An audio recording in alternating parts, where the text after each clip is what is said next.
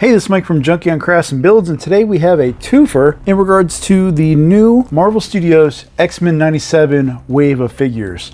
So out of the initial 6, these are the two figures that I really wanted to see the most, and that is, of course, is Marvel's Bishop and Rogue. So as you can see, they come in this open blister pack. Let's go ahead and start looking at Rogue's box first. And as you can see here, we have this really open window package here showing Rogue and her accessories, another fist and an open ungloved hand. Again, this really nice animated render and the cross sell of all the characters from Wave 1 across the top, X-Men 97. Let's go around the back here. And again, around the back we have another cross sell of all the figures in the wave and a nice render of Rogue herself. No bio, nothing like that. That's okay. Now, moving on to Bishop. Bishop is a heavier figure, obviously. Again, this really open display. He has 2 trigger finger hands and a blaster of some sort here. And again, we have the cross sell and Bishop render here. So that's all for the packaging. Let's get them out and look at them. So we'll start with Rogue, and she is a very nice sculpt. Again, there's new pieces that Hasbro did sculpt for this new line, and she definitely looks a lot better than most of the Marvel Legend females. She doesn't look like she's needing a sandwich. Aesthetically, she looks like a great mix between the old animated series and the direction of this new cartoon. Again, I want to wait and see what the cartoon looks like to see how close to the animation this sculpt really is. But she is very nicely done. The face is clean, right? With the lipstick and the eyes. Looks really good. Hair is kind of 2 pieces, no wash on it, which is kind of unfortunate. It would benefit, I think, to put a little more depth into the recesses of the sculpt to really bring it out and give her some layers to her hair. She's got her black headband going across. And then, yeah, moving down to the upper torso. Again, nicely proportioned, and the soft PVC jacket fits nicely. Not a huge amount of gaps, but again, it's also green on the inside, so even then you wouldn't see anything. But we have nice, real sharp tampos across the torso with our X-Men symbol here and the 2 accent pieces here, as well as the black around the top of her collar. Nice sculpt on the shoulders here for the jacket with an X-Men tampo on both sides. Doesn't look bad at all. And then we go down to this to the forearms. Again, nicely sculpted. And then looks like these are floating pieces here for the top part of her gloves, and then her hands. Again, this hand, we have the sculpt built in for her to hold her glove for the accessory of the ungloved hand. We have this floating belt, which again isn't floating around too much as it is, but again has a nice deco with the X-Men symbol on. That looks clean. Moving down to the legs. Legs aren't bad. I got a little bit of overspray here on the green across the yellow. Could have gone with another round with it. Here it is from the back. Again, not too bad. Coming up, she got some cake on her. Looking on here, the boots, again, while not as flared out as they would be in the cartoon, I think it's not bad. You know, the thighs are proportionate. Got a little bit of a divot there in the sculpt, but besides the point, sorry. And then moving down to her legs, you know, the legs are a little weird in regards to like the upper leg is a little short compared to this here, at least in my eyes, but I'm not an anatomy expert to say anything. So overall, not bad. Let's do a quick articulation. So you already know, because of the hair, you're not going to get too much out of the head. You can get a turn this way.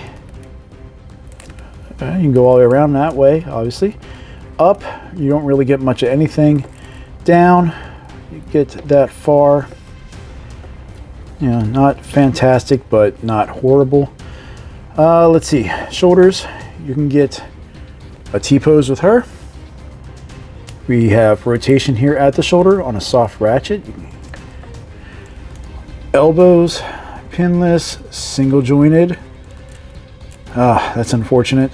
Slightly above 90 degrees. And then we get the elbow swivel here. So, you know, it's not perfect, but I've never really had too many Marvel females that are great with articulation. Wrist rotation, we have a horizontal pivot for both arms. For the upper torso, we have a barbell that you can get a fair amount of articulation, not much down, unfortunately, and just a little bit back, not enough to get like a real decent flight pose, but we'll see. Thighs can go out that far. She can kick up over 90 if you start pulling her leg out at an angle, but for straight on, it's about 90 or so, a little bit more, a little less. Nothing really back. Thigh rotation, and then double jointed knees that go back that far. Maybe it's enough to get a nice flight pose. And speaking of flight pose, while we have no boot swivel, we have a toe tilt down one click and up one click and a pivot. So yeah, I mean, about what we expect for Marvel Legends female. It's kind of unfortunate. I was hoping, you know, as these new molds are made, that we can get a little more innovation with our ladies. So there's a quick demo of the flight pose, possibly. Put her toe down. So there she is flying, shoom, or punching.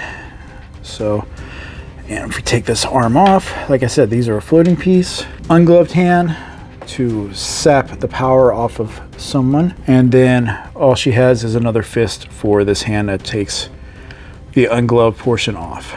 So anyway, let's just go ahead and get Bishop out, and then we'll do some comparisons. And here's Bishop out of his package, and I want to say right off the bat, in my opinion, he is the standout of this first wave of figures. His sculpt is just really fantastic. The deco on him is on point. He just looks really, really sharp. This neckerchief is glued to the back of his neck here, so it is not removable.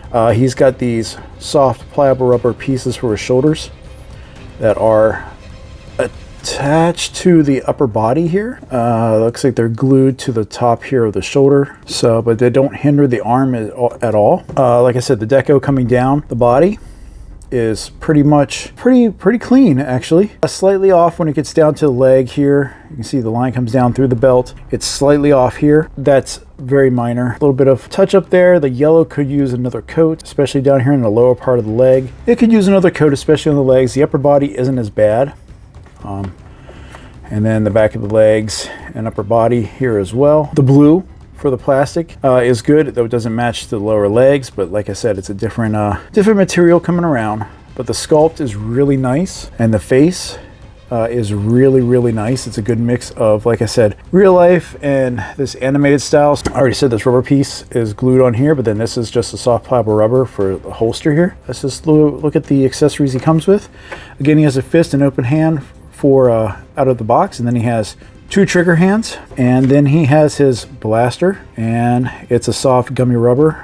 So yeah, that's how it looks when he's holding his weapon. So not bad. Let's see, these are a separate piece, just like on Rogue. There you go. And this is a vertical hinge. So let's go ahead and go right into articulation. Head can do a 360, snaps back on, so he can look up that far, he can look down that far. Shoulders, with those plastic or with those soft rubber pieces, he can strike a T-pose without any problem. We got bicep or shoulder rotation here, so we can do a 360, and again, that is not encumbering. We have bicep rotation here. Very nice job hiding the rotation joint there. Pinless double jointed elbows. Ab crunch, he can go down that far, he can go back that far, and then we have waist swivel, and again, a nice job hiding that with this belt that's actually glued in place here on the body. Legs can go out that far, he can go up that far, nothing really back. And again, we have thigh rotation, and then double jointed knees that actually goes up really far. I'm surprised. So he has more range than Rogue with that, though unfortunately, why?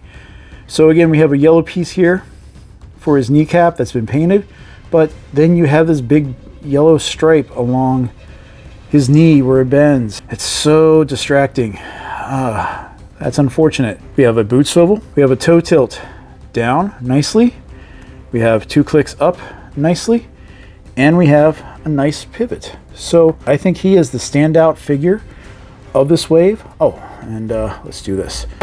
So here's the holster, and again, his blaster slides right in the back. Really good figure, really good. So let's go ahead and bring Rogue back in, and let's do some comparisons. So putting Bishop and Rogue next to each other, we can see how Bishop kind of towers over her. And here we are with some other comparisons of X-Men for the Marvel Legends line. We have Rogue with Rogue, and you can see the difference in regards to the sculpt of the upper chest and kind of like the legs and hips area. And then for a male buck, we have Omega Kid or whatever. I don't know, I hate this guy. But you know, again, he's much smaller than Bishop. And for some additional Marvel Legends comparisons, we have the Avengers Iron Man Mark 1 next to Bishop, and then we have the Hood standing next to Rogue. Next comparison, we have a G.I. Joe Classified Series Spirit Iron Knife and Blue Ninja standing next here to Bishop and Rogue. And final comparison wouldn't be without some Valverse love. So here we have the Night Ops Steel Brigade and Series 3 Eclipse. So final impressions of the Hasbro Marvel Legends X-Men 97 wave, Bishop and Rogue.